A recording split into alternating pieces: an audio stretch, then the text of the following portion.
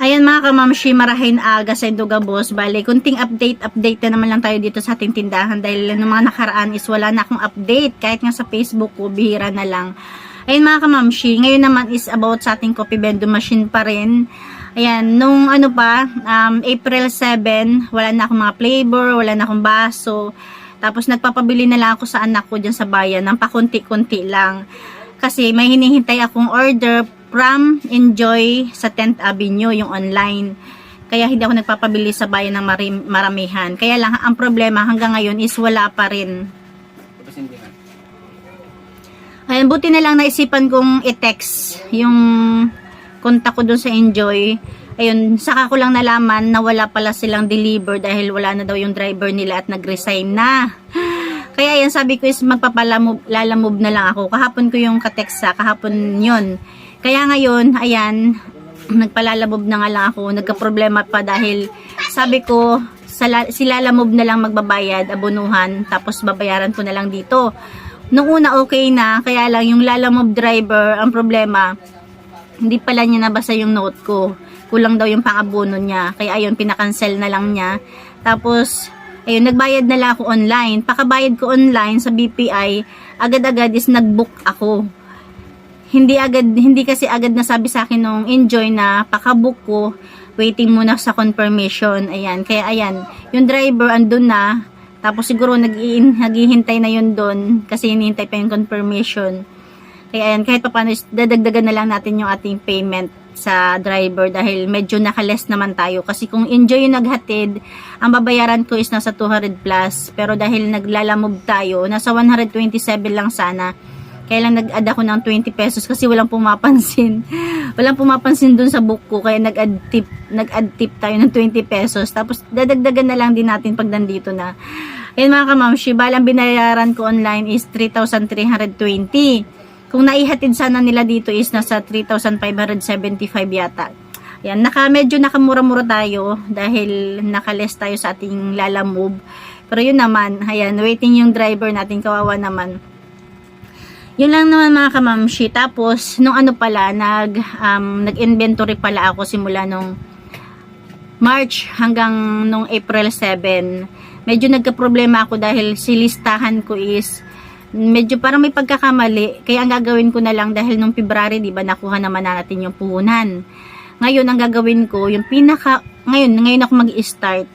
Bali, yung ibabayad ko ngayon sa ating coffee vending machine, yun na yung pag-uumpisahan natin.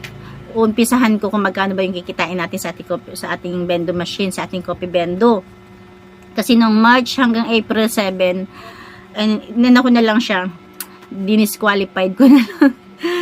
Ay mga kamamshi, tapos i-share ko lang pala din sa inyo yung swimming namin nung April 8. Ayun, nung April 8, ang saya dahil lahat kami dito, buong barangay is kasama. Buong Bartolome lang naman. Siguro nasa kami, mahigit kaming 100. Oo, kasi yung unang batch ng truck nasa 40 plus may pangalawang batch pa, tapos may isang kotse pa, may L300 pa, tapos 4 na motor. O, diba? Napakarami namin mga kamamshi, napakasaya. Kaya lang, pagdating namin doon sa Matiktik River, doon kami medyo na-stress ng very, very light. Kasi kami mga nakamotor, okay lang dahil nakakasingit-singit kami. Paano yung kasama naming kotse, L300 at saka truck. Ayan, kawawa naman sila dahil nagbit-bit, naglakad, mga naglakad na lang talaga. Kasama doon yung mga anak ko. Tapos yung mga kamamshi, pero syempre pagdating naman doon is kahit paano is in-enjoy na lang namin. Tapos nagkaroon ng aral kahit paano, nagkaroon ng leksyon. Sa susunod, nung una nga sabi ko, nung una parang sila, parang mga nadala, na-stress. Pero bandang huli, malapit ng uwian, sa susunod daw, ganito dapat. Ibig sabihin, may next time pa, di ba? Ang saya naman din kasi kahit paano is nagkaisa kami dito na mag-banding, di ba? Yun lang, na-stress lang kami dun sa traffic, di ba? Dun sa danan. Ang nakapagpa-traffic lang naman is yung paniningil nila ng 20 pesos per head. Dating araw is libre lang yon, tapos per sasakyan yata. Pero nang time na yon, nung araw na yon is per head. Okay lang naman kasi 20 pesos lang, kaya lang nakaka-stress lang talaga is yun yung nagpatagal or nagpa-traffic. yung paniningil nila, dapat is yun na, per sasakyan na lang, kahit medyo tinaas-taasan na lang nila, diba? Yun, grabe talaga ang traffic, grabe, tapos yun, naglakaran na lang yung iba. Syempre, kahit pa paano may mga baon kami, may mga bit-bit, diba? Kami ng anak ko, nakasafe na, nakapunta na kami dun sa paliguan. Yung asawa ko, pinabalik ko dahil pinasundan ko yung mga anak ko, may mga bit-bit. Pero ewan ko kung nakabit-bit siya.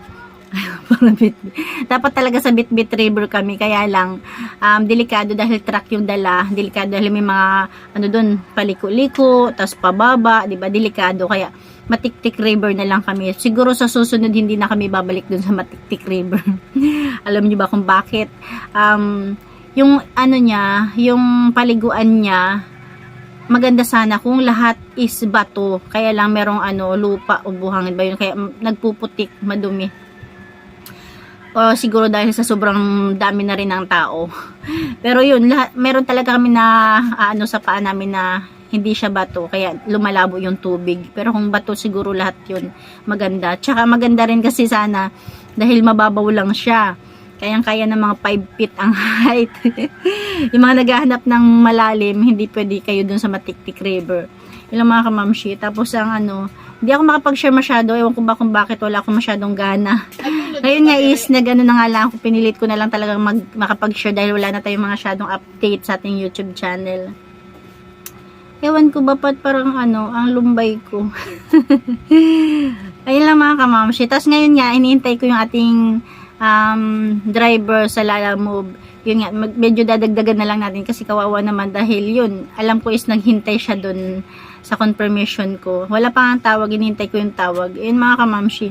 Tapos alam nyo ba mga kamamshi, next time i-share ko sa inyo yung ating ginawa na dahil hinihintay ko nga yung order ko sa Enjoy, hindi muna ako bumili sa bayan. Ang ginawa ko, para lang mapagbigyan ko yung ating mga customer, yun. Siguro hindi, i-share ko rin sa inyo kung kumita ba, or tama lang, or lugi. Ang ginawa ko kasi is yung mga 3-in-1 kong paninda, yun yung tinaktak ko dun sa ating Coffee Bendo. Tapos, ayan, i-share ko sa inyo next time yun. Sa ngayon is hindi muna dahil hindi ako nakapag-ready kung kumita ba, or nalugi, or okay lang kahit walang kita, wag lang lugi. Kasi basta mapagbigyan lang natin yung ating customer kasi simula pa nung 7, wala na akong flavor. 7, 8, 9, 10, 11, 12, 13, 14. Anong date na ba ngayon?